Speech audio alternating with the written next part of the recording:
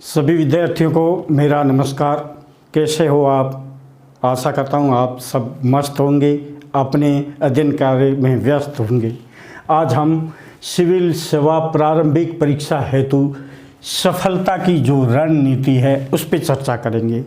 वैसे मैंने पहले वीडियो में इनकी संक्षिप्त जानकारी आपको बता दी थी, फिर भी एक बार मैं दोहरानकारी कर लेता हूँ। ये परीक्षा है, ये हमारे देश की बहुत ही जानी मानी, प्रतिष्ठित और चुनौतीपूर्ण परीक्षाओं में से एक परीक्षा है। सिविल सेवा परीक्षा है, वो प्रतिष्ठित परीक्षा है, देश की चुनौतीपूर्ण परीक्षाओं में से एक है। ये परीक्षा 3 चरणों में आयोजित की जाती है। पहला चरण होता है वो प्रारंभिक परीक्षा, दूसरा चरण होता है मुख्य परीक्षा और तीसरा होता है साक्षात्कार। प्रारंभिक परीक्षा में 2 प्रश्न पत्र होते हैं। पहला प्रश्न पत्र होता है वो सामान्य अध्ययन का होता है, जिसमें 100 प्रश्न आते हैं, वस्तुनिष्ठ होंगे। प्रत्येक प्रश्न है 2 नंबर का होगा, पूर्णांक अंक भार 200 का होगा, ऋणात्मक पद्धति लागू होगी। दूसरा सी सेट का होगा, इसमें 80 प्रश्न आते हैं, प्रत्येक प्रश्न 2.5 अंक का होता है और पूर्णांक है 200 का होता है। अब इसका मैंने एक वीडियो बना रखा है और मुख्य परीक्षा के जो सामान्य अध्ययन के 4 पेपर है, जो प्रत्येक पेपर 250 का होगा, इसके पाठ्यक्रम और कैसे तैयारी करें, प्रारंभिक परीक्षा की कैसे तैयारी करें, इन सब को विस्तृत जानकारी प्राप्त करने हेतु आप मेरे स्वयं के जो ऐप है उसको प्ले स्टोर से डाउनलोड कर सकते हो। ऐप का नाम है BR पवार एजुकेशन हब। इसको प्ले स्टोर से आप डाउनलोड करके इनको देख सकते हो और मेरा जो YouTube चैनल है वो भी इस नाम से ही है। आपसे निवेदन रहेगा कि इसको आप लाइक करें, शेयर करें, अपने अधिकतम जो ग्रुप है उसमें शेयर करें और आइकन बटन को भी दबाएं ताकि नया जो भी वीडियो है उसकी सूचना है आप तक पहुंच सके। अब हम चर्चा करेंगे कि इस परीक्षा में सफलता के लिए हम क्या करें, कैसे तैयारी करें। सारे विद्यार्थी तैयारी करते हैं, पढ़ते हैं, अपनी तैयारी में कोई कमी नहीं रखते हैं, फिर भी सफलता है वो कम विद्यार्थियों को भी मिलती है। कहीं न कहीं उनमें कोई कमियां रह जाती है, हर एक में रहती है। वो कमियां न रहे उसके लिए मैंने कल से विचार किया था एक ऐसा वीडियो बनाए जिसमें जो विद्यार्थी प्राय कमियां करते हैं, गलतियां करते हैं, उनको न करे, उसके लिए किन किन बातों का ध्यान रखे, उसको आधार बना करके वीडियो बनाया है। उसका मैंने पहला जो पॉइंट रखा है वो स्मार्ट स्टडी। सारे विद्यार्थी कृपया ध्यान दें, आज जो समय है वो पहले जैसा नहीं है, स्मार्ट चीज़ें हैं तो अध्ययन भी स्मार्ट ही करना पड़ेगा। कैसे करें? अपने अध्ययन कार्य है उसको व्यवस्थित और योजनाबद्ध तरीके से करें। यानी किसी भी परीक्षा चाहे कोई भी हो, ये सबसे चुनौतीपूर्ण परीक्षाओं में से। इसके अलावा स्कूल, उच्च शिक्षा की सारी परीक्षाएं होती है, परीक्षा चाहे कोई भी हो, उसमें अच्छी तरह से सफलता के लिए हमें जो अपना अध्ययन कार्य है वो व्यवस्थित रूप से योजनाबद्ध तरीके से करेंगे। जो विद्यार्थी सही योजना बना लेता है, उस योजना की क्रियान्वित सही करता है, नियमित करता है, तो उसकी सफलता निश्चित है। दूसरा, हर एक विद्यार्थी का जो समय होता है वो अलग अलग होता है, उनकी दिनचर्या भी एक जैसी नहीं होती है। तो मेरी ये आग्रह रहेगा आप सभी से कि आप अपने आप को जानिए, आपका समय क्या है, उस समय का उचित विभाजन करें।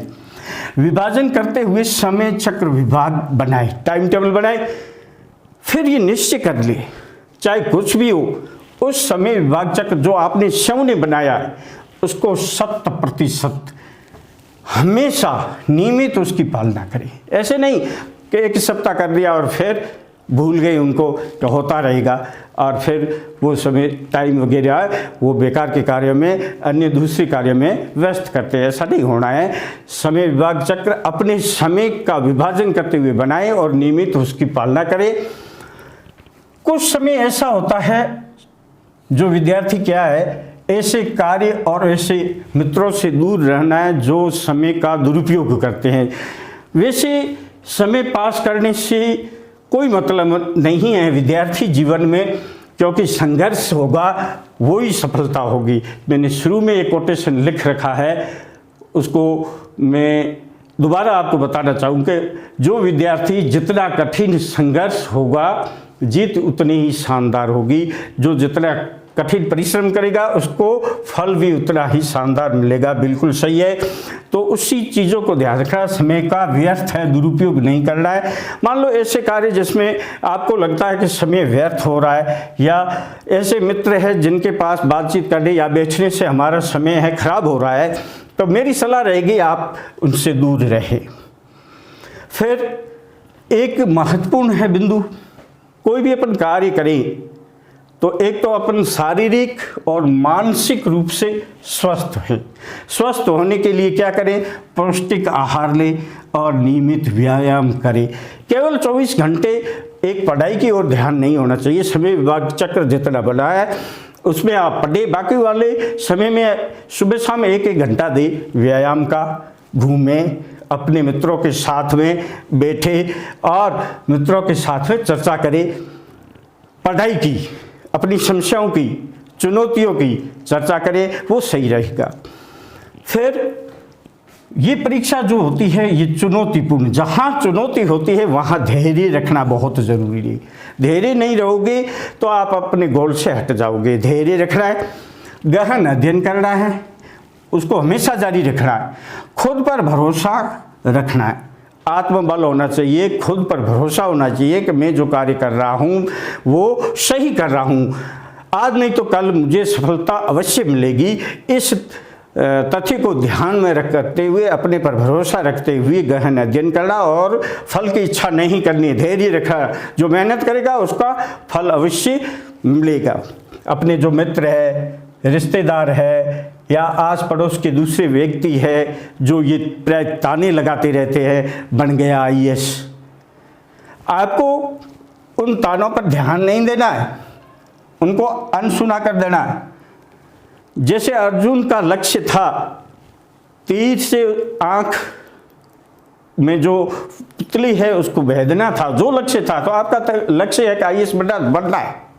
लोग क्या कर रहे, नहीं परवाह करनी है, कुछ भी कहे, आप उसको अनसुना करें, धैर्य रखें, गहन अध्ययन करें, खुद पर भरोसा करें और अच्छी तरह से मेहनत करें। पूरे पाठ्यक्रम को याद कर ले, कंठस्थ कर ले, अध्ययन सामग्री का सही चयन करें, जो पुस्तकें हैं विषय की वो सही पुस्तकों का चयन करें। ऐसा नहीं है कि एक विषय की 10 किताबें ले आए और उसको एक बार पढ़ दे। जितना समय लगा है, खर्च हुआ है, तो सलाह ये रहेगी कि एक विषय की एक किताब, बढ़िया सी किताब ले आए, जो अच्छी है, उसको 10 बार पढ़ लें, तो आपका पाठ्यक्रम पूरा क्लियर हो जाएगा, दोहरान कार्य भी कम समय हो जाएगा और सारी चीज़ें आपको याद रहेगी, परीक्षा में कोई समस्या नहीं आने वाली है।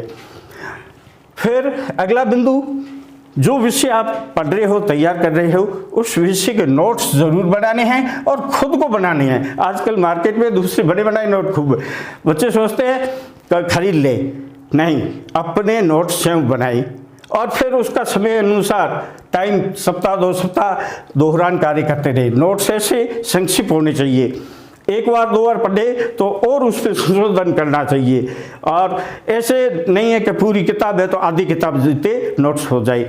महत्वपूर्ण चीज़ है ये नोट्स याद करना, और परीक्षा से पूर्व एक टिप्स के रूप में ये नोट्स काम आते हैं।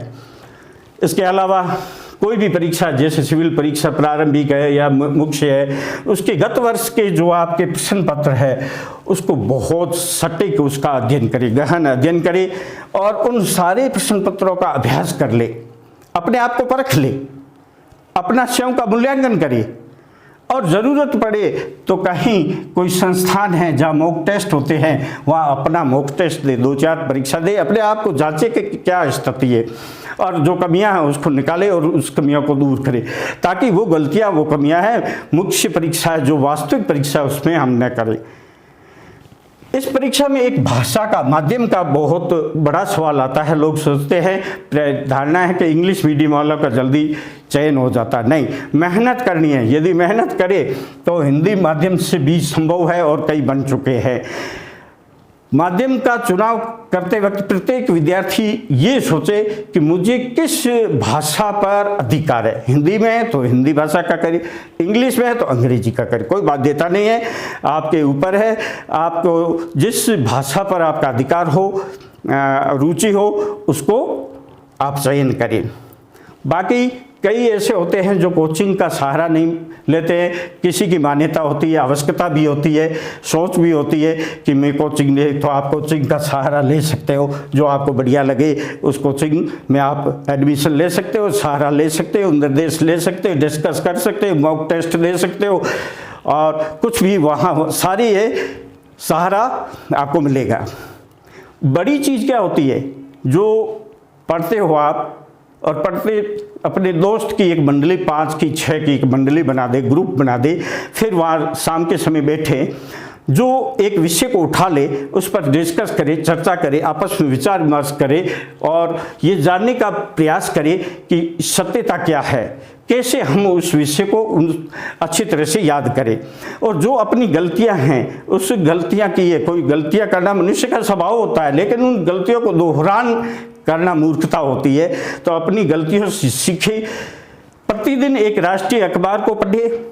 कक्षा 6 से 10 तक के सारे विषयों की NCERT है, उसको कई बार पढ़े। आपको आत्मविश्वास हो जाएगा, भरोसा हो जाएगा कि अब मुझे सब याद है, तब छोड़ दीजिए, क्योंकि NCERT उस विषय का आधार होता है। ध्यान रखें, कोई भी परीक्षा है उससे पूर्व तक, 1 महीना पूर्व तक आपका संपूर्ण पाठ्यक्रम पूर्ण होना चाहिए। जब आपके मस्तिष्क में, मन में ये होगा कि मैंने पूरी तैयारी कर ली है, तो फिर आत्मविश्वास के साथ परीक्षा दी, आपकी सफलता निश्चित है, बिल्कुल निश्चित है। असफलता से भयभीत न हो, निरंतर प्रयास करते रहे। जो सफलता की आशा छोड़ देता वह पहले ही हार जाता है। असफलता से हमें कभी भी निराश नहीं होना है, भयभीत नहीं होना है, क्योंकि असफलता का आगे वाली जो सीढ़ी है वो सफलता की है। जो असफल होगा वो सफल होगा, जो गिरेगा वो निश्चित रूप से उठेगा। तो हमें असफलता से कभी भी भयभीत नहीं होना है, निरंतर प्रयास करते रहना है। कुछ ऐसे ही होते हैं जो सफलता की आशा ही छोड़ देती है, मेरे से नहीं हो सकता है। जब उसके मन मस्तिष्क में ये विचार आ जाता है तो उसकी हार तो पहले ही हो जाती है। हमें असफलता से भयभीत नहीं होना है, निरंतर प्रयास करना है, अध्ययन करते रहने हैं। हमारा गोल है, हमारा लक्ष्य है, उसको प्राप्त करना है, कैसे भी करें, संघर्ष करना है। जितना कठिन संघर्ष करेंगे उतनी ही शानदार जीत मिलेगी। ये मेरे कुछ अनुभव थे, मैं सोच रहा था आपके साथ एक वीडियो के माध्यम से शेयर करूं, जो प्रस्तुत किया है। पुनः मेरा आपसे आग्रह है कि एक तो मेरा स्वयं का जो ऐप है उसको आप डाउनलोड करें, यूट्यूब चैनल है उसको भी लाइक और शेयर करें, क्योंकि आने वाले समय में लगातार ऐसे वीडियो है वो लाता रहूँगा। पुनः आप सभी को नमस्कार, सभी को धन्यवाद, जय हिंद।